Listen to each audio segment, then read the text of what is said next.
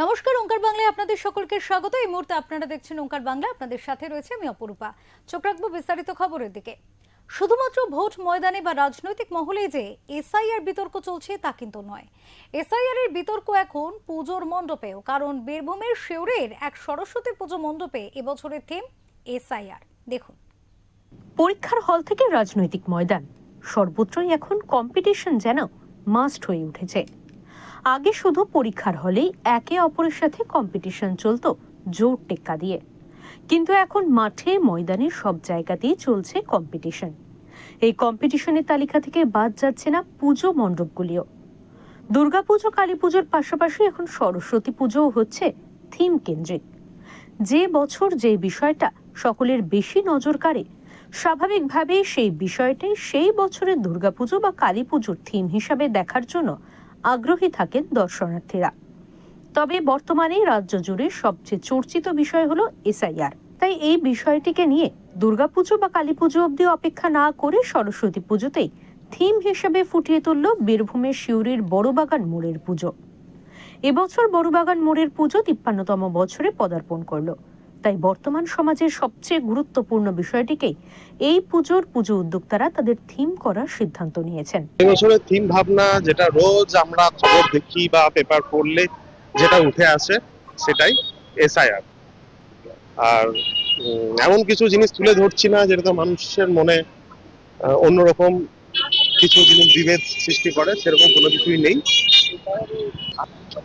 এটা randomly Google সার্চের পরে যেটা বেরিয়ে এসছে সেগুলোই। আর আপনারা বোধহয় জানেন, এইসব যেটা আসে লিস্টটা, সেটা কোনো ছবি থাকে না। আমরা ওরকমই গুগল থেকেই বেশ কিছু ছবি পাই, সব আলাদা আলাদা মানুষের।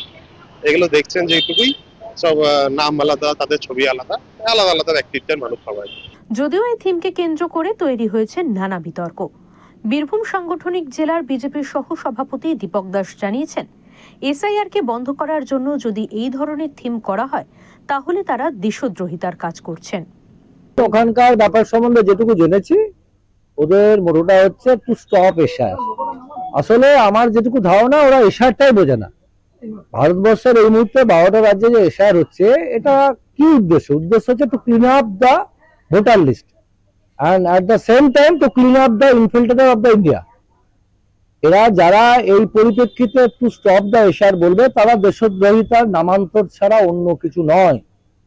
হয় না বুঝে করছে, আর নয় জেনে শুনে দেশদ্রোহিতার মদত দিচ্ছে।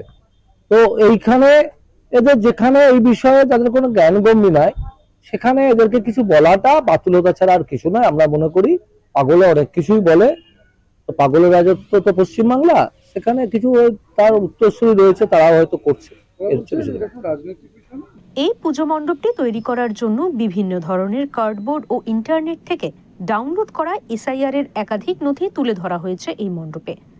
মানুষের ছবি ও নাম দিয়ে এই থিম তৈরি করাতে যে বিতর্ক তৈরি হয়েছে, সেই বিতর্কে যেতে নারাজ কর্তৃপক্ষ। এই প্রসঙ্গে তারা স্পষ্ট জানিয়ে দেন, এখানে ব্যবহৃত নাম এবং ছবি কোনোটাই আসল নয়। এখন দেখার, শেষ পর্যন্ত এই বিতর্ককে কতটা উপেক্ষা করে নিজেদের সিদ্ধান্তে অটল থাকতে পারেন পুজো উদ্যোক্তারা। বীরভূম থেকে প্রীতম দাসের রিপোর্ট, ওঙ্কার বাংলা।